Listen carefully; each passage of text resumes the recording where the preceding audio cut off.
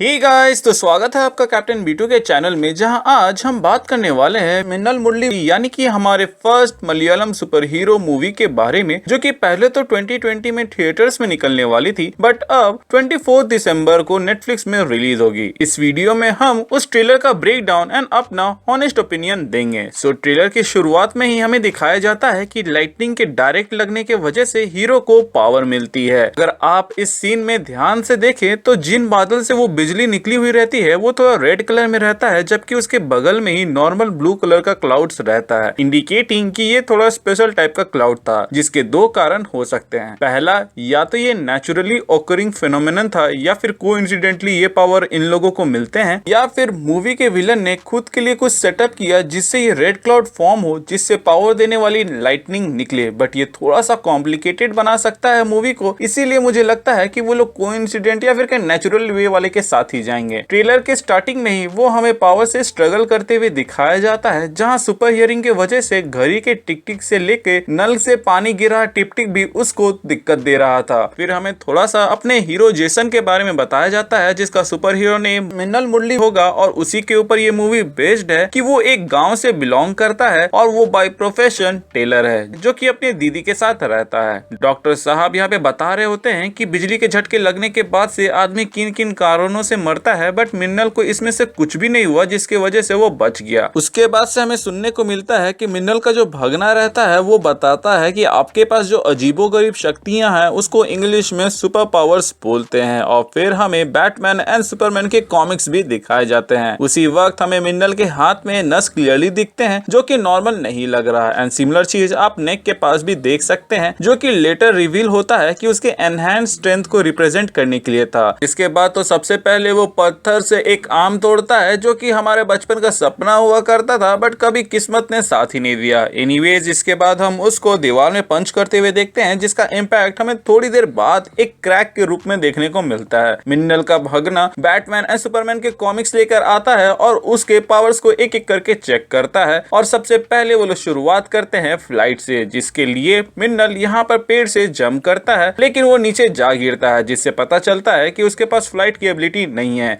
इसके बाद हमें झलक मिलती है अपने फीमेल लीड की, जो कि ब्रूस ली बिजली है, बट मैं उसके बारे में कुछ बोलूं उससे पहले ही बिजली दीदी पोड़ा कह देती है, मतलब कि get lost. Anyways, Bruce Lee बिजली का नाम में ब्रूस ली इसलिए है क्योंकि वो उसकी परम भक्त है, जो कि आप ट्रेलर देखकर ही समझ गए होंगे इस सीन में, जहां पर हम उसको बच्चों को कुंफू सिखाते हुए देखते हैं। इसके बाद हम मिन्नल मुरली का सुपर स्पीड का नमूना देखते हैं, जो कि बहुत ही रियलिस्टिक अप्रोच लगा, क्योंकि इंडिया के अंदर जब पावर देते हैं तो वो लोग किलो के भाव में देते हैं, लेकिन वो लोग इस बात का ध्यान ही नहीं रखते कि इस पावर को वो लोग किस तरह दिखाएंगे। फॉर एग्जांपल, फ्लाइंग जेट नाम की एक मूवी आई थी, जिसके अंदर भी मेन हीरो को बिजली लगने के बाद से पावर्स मिले थे, और उसके पास भी सुपर स्पीड था, जिसको उन लोगों ने सिर्फ इसलिए डाला था ताकि वो लोग क्विक सिल्वर के आइकॉनिक सीन को कॉपी कर सके। एंड मैं ऐसा इसलिए कह रहा हूँ क्योंकि उन्होंने यहाँ पर तो दिखा दिया कि इसके पास सुपर स्पीड है, लेकिन इसके बाद पूरे मूवी में फ्लाइंग जेट उस तरह की सुपर स्पीड कहीं पर भी नहीं दिखाया, जो कि उसके पावर इनकंसिस्टेंसी को दिखाता है, जो कि मुझे नहीं लगता कि मिन्नल मुरली के केस में होगा, क्योंकि यहाँ पर शुरू में ही दिखा दिया कि उसके पास सुपर स्पीड तो है, बट उतना भी नहीं। ट्रेलर में हम उसको कई बार लैंड करते हुए देखते हैं, जो कि लंबे लंबे छलांग का नतीजा होगा, क्योंकि एज पर ट्रेलर हमें तो नहीं लग रहा कि उसके पास फ्लाइट की शक्ति है। वेल, आगे वो अपने पावर्स को फ्लेक्स करता है और फिर सबके सामने मेले में अपना लोहा बनवाता है, लेकिन बात तब बिगड़ती है जब ये नाटक करने वाले किसी सीन के जगह पे वो एक मुर्गा का कॉस्ट्यूम पहन के पुलिस वालों को पीट देता है, जिसके वजह से सबका ध्यान इसकी ओर जाता है, और यहीं पर वो शायद तक बताता होगा कि उसका नाम मिन्नल मुरली है। और फिर वहां पे आसपास के जो बैंक है उसको कोई लूट रहा है, जिसके पास सुपर पावर है बिल्कुल मिन्नल मुरली के जैसे, तो सबको लगने लगता है कि मिन्नल ही चोर है। वैसे हम विलन के बारे में बात करें तो उसका थोड़ा सा ग्लिम्स हमें देखने को मिला, जो कि हीरो को दौड़ा दौड़ा के मार रहा था, जिसका नाम सेल्वन होने वाला है इस मूवी के अंदर। और जितना ग्लिम्स हम लोगों को मिन्नल और इस विलन के बीच की फाइट की मिली है, उससे तो यही लगता है कि इनके पावर्स थोड़े से ही एनहांस हुए हैं, मान लीजिए कि सुपर सोल्जर सीरम के जैसा। ऐसा भी नहीं कि वो बहुत ही ज्यादा पावरफुल हो गए हैं, जो कि डायरेक्टर ने बिल्कुल सही किया, क्योंकि अगर वो बहुत ज्यादा पावरफुल दिखा देंगे तो फिर उसको हैंडल करना थोड़ा सा मुश्किल हो सकता है। मिन्नल पावरफुल है एंड उसको कोई दौड़ा दौड़ा के मार रहा है या फिर तगड़ी फाइट दे रहा है, तो ऑब्वियसली जो दूसरा इंसान है उसको भी बिजली गिरने से पावर मिली है, जिसको शुरू में ही टीज कर दिया था। एज आप यहाँ पर देख सकते हैं कि बिजली दो डायरेक्शन में जाके गिरती है, जिसमें से एक तो मिन्नल को जाके लगती है, दूसरा इस विलन को। यूजुअली साउथ के फिल्मों में अगर बंदे हवा में उड़ रहे हैं तो वो नॉर्मल रहता है, क्योंकि उतने पावर तो हमारे हीरोज एंड विलन्स के पास नॉर्मली रहते हैं। बट इस मूवी के अंदर ऐसा नहीं है, क्योंकि इस मूवी के हीरो एंड विलन्स के पास पावर्स है। तो मे बी टेलीकिनेसिस या फिर फोर्स फील्ड जैसी कोई चीज होगी इस विलन के पास, जिसके मदद से वो यहाँ पर इन लोगों को हवा में उड़ा दिया। इसके अलावा यहाँ पर जितने भी गांव वाले लोग विलन की वाट लगाने आए थे, उन सबकी ही वाट लग जाती है, जिसके बाद से हमारा मिन्नल मुराली एंट्री लेता है अपने कॉस्ट्यूम के साथ। और उसके बाद जब वो विलन को हरा देगा तो वो इस मूवी का हीरो और गांव का भी हीरो बन जाएगा। जेसन खुद टेलर है, तो उसके पास कॉस्ट्यूम कैसे आया, ये सारे सवाल जवाब तो ऐसे ही साइड हो जाते हैं। मैं झूठ नहीं बोलूंगा, आज तक मैंने इतने सुपर हीरोज मूवीज देख रखे हैं, तो सिमिलैरिटीज तो इसमें भर भर के देखने को मिले हैं, जो कि होना लाजमी भी है, क्योंकि अगर आप एक्शन दिखाना है तो आप हीरो को पंच करते दिखाएंगे, जो कि ऑब्वियसली आज से पहले किसी न किसी एक्शन सीक्वेंस से थोड़ा मोड़ा सिमिलर तो लगेगा ही। इसीलिए मेरी उम्मीद है इस मूवी के टोन, जो कि कॉमेडिक होने वाली है, उस पर टिकी हुई है। क्योंकि बॉस सुपर हीरो मूवी है, तो सुपर हीरो मूवीज जो कि पहले आ चुकी है उनसे थोड़ी मोड़ी सिमिलैरिटीज तो हो सकती है, लेकिन जोक्स एंड पंच लाइन्स तो सेम होंगे नहीं। प्लस ये इंडियन बैकड्रॉप में है, तो इसका तो एक अलग ही मजा होगा। इसके अलावा मेरी उम्मीद है स्टोरी के एग्जीक्यूशन पर भी टिकी हुई है कि क्या हीरो एंड विलन का मोटिव क्रिस्टल क्लियर होगा, जिसके साथ हमें एक मैसेज भी दिया जाएगा, या फिर वो लोग बस basic traditional good versus bad वाली कहानी को दिखाएंगे। कहानी 90s के टाइम पे है, तो टेक्नोलॉजिकल एडवांसमेंट ना होने के कारण इसमें और भी ज्यादा मजा आने वाला है। इसके अलावा मेरा पर्सनल ओपिनियन ये है कि अगर फाइनल सुपर हीरो का सूट ट्रेडिशनल ड्रेस या नेटिव ड्रेस पे होता तो और भी ज्यादा बेहतर हो सकता था, क्योंकि उससे उसके सूट को थोड़ी सी यूनिकनेस मिलती। जैसे कि पीटर पार्कर का इंडियन वर्जन, जो कि पवित्र प्रभाकर के नाम से जाना जाता है, उसको स्पाइडरमैन का कॉस्ट्यूम तो दिया गया, लेकिन वो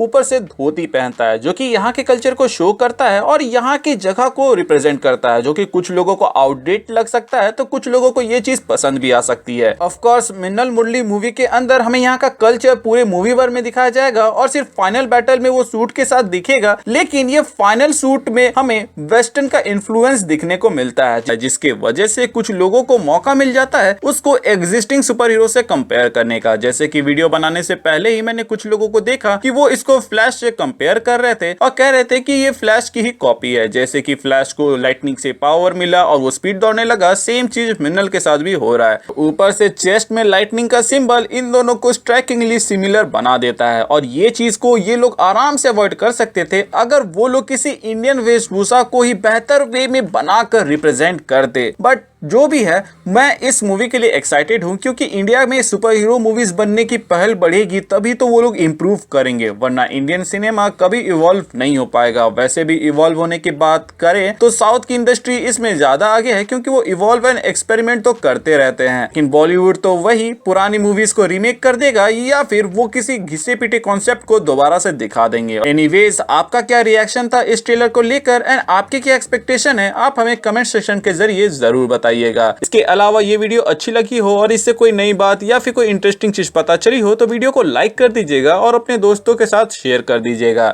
इसके अलावा अगर आप चैनल पे नए हैं तो चैनल को सब्सक्राइब कर दीजिएगा, ताकि आप ऐसे ही अपडेट्स मिस ना करें। इसके अलावा अगर आप पुराने हैं तो प्लीज चेक किया आपने बेल आइकन दबाया है या नहीं। अगर आपने दबा दिया है तो वेल एंड गुड, और अगर आपने नहीं दबाया है तो उसे दबा दे, ताकि जब भी मैं कोई वीडियो डालूं उसका नोटिफिकेशन आपको जाए। इसके अलावा हमारे चैनल का एक छोटा सा मोटो है, जो कि है लोगों की मदद करें, अपना ख्याल रखें एंड कीप मूविंग फॉरवर्ड का रट लगाकर आगे बढ़ते रहें। Thank you for watching this video, stay tuned.